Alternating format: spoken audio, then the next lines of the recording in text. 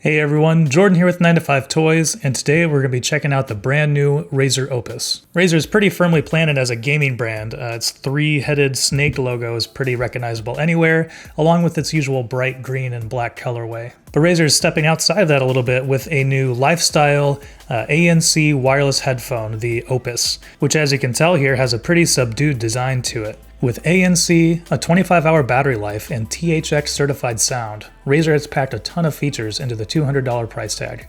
So we're going to check it out, go through all the features, what comes in the box, and talk a little bit about how it sounds. Thanks for watching 9 to 5 Toys.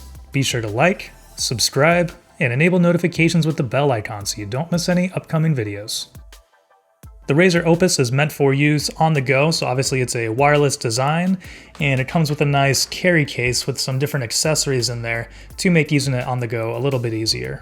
Getting it out of the box here, the first thing we see when opening the box is the carrying case.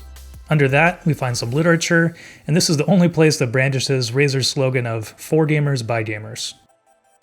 Getting that protective case open, we see the Opus curled up inside. Tucked around the headphones are plenty of accessories. First, we have a USB-C to USB-A adapter. And next up, we have an Airline headphone adapter. For cables, we have the USB-C cable for charging and a 3.5mm tip ring sleeve cable. The Opus comes in two different color options. They have black and what we have here, which is the midnight blue. This is basically a kind of a dark navy blue. It's not very saturated, just a little bit of an off black kind of color to it. Overall, the Opus has a pretty subdued design to it, and so it's clear that they're trying to kind of set this apart and make it more of a lifestyle headphone rather than the gaming-focused peripherals that we're all used to. You can also see on here that there's a THX logo on each ear cup. Obviously, they partnered with THX to produce the sound on here, so we'll get into a little bit more of that here in a little bit. The headphones do obviously fold down for storage, and the ear cups do rotate to lay flat, either on your collarbones or if you want to lay them flat on a desk or to put them back in the carrying case as well.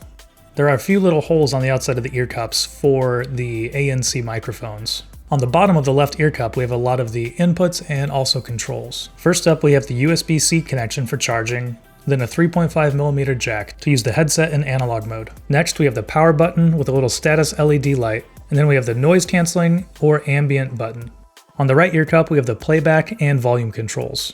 To go with those playback controls, one neat feature of the Opus is that it has a auto pause and play feature to it when it detects that you take the headphones off. It appears to be connected to the left ear cup because when you have them on and you just take off the left side, it will actually pause the media that you're listening to so you don't lose your place. But if you do the same motion with the right side, it doesn't do that. So it seems to be connected to some sort of sensor in the left ear cup.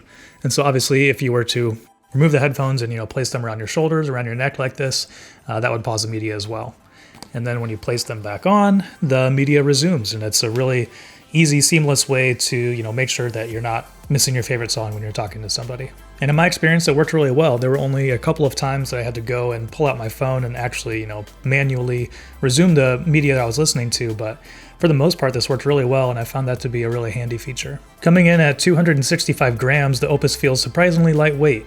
This makes it comfortable to wear and very easy to carry. For a quick comparison on weight, the Drop Panda that we checked out earlier this year, those come in at 380 grams, so quite a bit more than what the Razer Opus weighs. Overall, they do have a kind of plasticky feel, which obviously aids in the lightweight nature of the headphones, but doesn't make it feel like they're the most, structurally robust pair of headphones I've ever tried. Wrapped in a leatherette, the plush foam ear cushions and headband are very comfortable. The malleable foam provides a good seal around my ears and provides some decent inherent passive noise cancellation. I wore the Razer Opus while running and it felt plenty secure for running. It didn't feel like it was going to fall off my head at all. And the headband is obviously adjustable for different head sizes, and there's a nice little click there as it adjusts. So let's get into how these things actually sound. Razer partnered with THX on these to help certify their sound to make sure that it was up to a certain standard. THX actually, tests the outputs of these to make sure that vocals are clear and that also that there's no distortion at higher volumes, which I tested both of these and both performed very well. Obviously at its core, the Razer Opus is meant to be a on-the-go ANC wireless headset. So it's using Bluetooth 4.2 matched with AAC and aptX codecs. I had no issues connecting the Opus to my iPhone 8 or my MacBook Pro. Everything connected very easily. And it was also a very solid connection. I don't remember hearing any blips or anything like that or any losses of connection while I was listening to music. We'll get into the EQ here in a little bit, but there are different EQ options within the Opus application. The standard, the first one that it comes with, is the THX certified EQ setting, which is pretty flat. They want to give you a nice, even frequency response, maybe more of a reference kind of sound to it. But with the 40mm drivers delivering 20 to 20,000 hertz, it sounds nice and powerful, even with the THX flat sound signature in there. Vocals were really clear and the highs weren't too harsh. Bass was present and punchy, but not overpowering in that THX EQ mode. I did most of my testing, most of my listening in that THX certified mode because I typically like a more flat frequency response. One of my favorite ways to test the low end on headphones is to pull up Solar Sailor from the Tron Legacy soundtrack. Listening to that deep bass as it walks down while strings are playing over top, I think gives a really nice broad sound to listen to make sure that the low isn't distorting, it isn't taking anything away from the highs, but also it hits pretty low, so you can test the low range of your headphones. Opus seemed to keep its frequency response, even with the volume dial turned pretty much all the way up. The lows were really powerful and the highs still remained clear without any kind of distortion, which is obviously really impressive. Then with the enhanced bass mode turned on, the low end was even more powerful. Felt like it was actually rattling my ears a little bit, but it still didn't distort at all, which I was really impressed with. The only problem I've had with the sound from the Opus is a low-level hiss whenever the headphones are powered on. You can also listen to the headphones in analog mode with the cable, which we'll get into here in a minute, but there is, whenever these are powered on, I found a little bit of hiss in the background. Once I started playing most media, I couldn't really hear the hiss, and especially when I was outside with stuff going on, I couldn't really hear it. But sitting here in my quiet studio, before I actually played any music or anything, I could hear that hiss. It was present, which was pretty unfortunate. In my listening, where I think the Opus really shined, which is kind of funny, is actually in a wired mode. Plugged into my MacBook Pro and listening to that same Solar Sailor song, I could turn it up and it would get even louder than what it did through the Bluetooth mode on my phone. And even at this louder volume, the bass was extremely powerful, didn't distort at all, and it was just a very powerful sounding headphone. You can still power on the headphones while it's plugged in to use the analog connection and use ANC, but with it powered on, that hiss kind of came back, unfortunately. But in analog mode, with it turned off, it feels like it opens up the low end even a little bit more and just gives a very powerful sound for this pair of headphones. So while connected to your phone, you can control a few settings and check the status through the Opus app.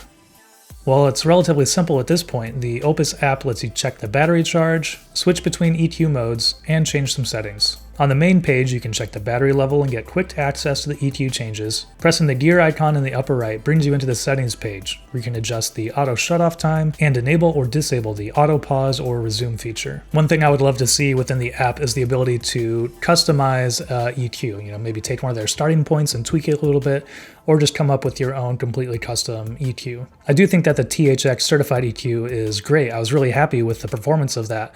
But if you are a bass head and really just want the most obnoxiously loud bass that you can, it'd be nice to have the option to dial that in. Right now, none of the EQ modes, in my experience, really had a super powerful bass forward presence to it. So matched with that sound, obviously one of the main features is the ANC active noise canceling capabilities of the Razer Opus. With the 4 dedicated microphones around the Opus to assist in ANC, I found it to work extremely well in most situations. Like most ANC on most headphones, where it really shines is taking out the low-end kind of room noise. Some of the higher frequencies do still come through, but combine that with the actual passive noise cancellation from these headphones, and I think it does a really great job of blocking out noise. Just sitting here at my desk with my kids running around and windows open, I felt like it did a great job of blocking out noise, but then also I used it while mowing my lawn, and I thought it did a really good job as well to make it so I didn't have to turn up the volume as loud as I normally do with a pair of headphones. The only situation that I didn't really care for the ANC was actually when I was either running outside or I tried on a bike ride one time as well. In my experience, anytime there's wind that's coming over these microphone holes, you can hear that wind noise being picked up, and it comes piped through the ANC. So it was pretty obnoxious, and if I turned that off, it wasn't present at all. So it was just a feature that was showing up when the ANC was enabled. And when you're outdoors, obviously on a bike ride or for a run, you probably don't want the ANC on anyways, because you want to be a little bit more aware of the situation around you. But yeah, so if there was ever any, significant wind passing over the headphones, that would come through on the ANC. But even with the ANC turned off, while on a bike ride and on a run, these things still sounded great. And with the passive noise canceling from his earphones, that was all that I really needed while I was out on a run. And on the other side of that, they have a quick attention mode or ambient sound mode, which you cannot enable constantly. The only way to enable it is to hold the ANC button. While you are holding it, the microphones will pipe in, ambient noise around you so that you can get an idea of what's going on around you. It would be interesting if this was a feature in the future that you could, enable within the application and maybe dial in the volume of the ambient noise, but it'll be interesting to see if, maybe that takes up to battery life or why that's not included. Speaking of battery life, with the ANC turned on, you should see about 25 hours of battery life. Battery life on this is really impressive, and obviously with the USB-C connector, it's super easy and quick to recharge. And obviously you can make phone calls with the Razer Opus as well, so we'll do a quick mic test here so you can hear how that sounds. All right, so I've got them on here, wearing the Razer Opus. I have it connected to my iPhone 8, and I'm going to record some voice within the Voice Memos app. Testing, check, 1, 2. We are testing the microphone on the Razer Opus wireless Bluetooth ANC headset. Mic check, 1, 2, 1, 2, testing, 1, 2. So there you can get an idea of what the microphone sounds like on the Razer Opus. I was actually pretty impressed with it. Typically headsets like this and a lot of earbuds, the microphones sound pretty terrible. They sound very distant and like there isn't much presence or EQ to it, but these actually sound pretty decent for a pair of wireless headphones. So overall, at $200, the Razer Opus is a great feature-packed pair of ANC wireless headphones. They're comfortable, the ANC works really well in most situations, and they sound even better when plugged in via the analog cable. With its subdued design, it can fit in pretty much anywhere, whether it's, on the train, at work, or at the gym, wherever you want to take these, they won't stand out. So what do you think of the Razer Opus wireless ANC headphones? Let us know in the comments below. Thanks for watching. If you enjoyed this video, please give it a thumbs up and consider subscribing. This is Jordan with 9to5 Toys.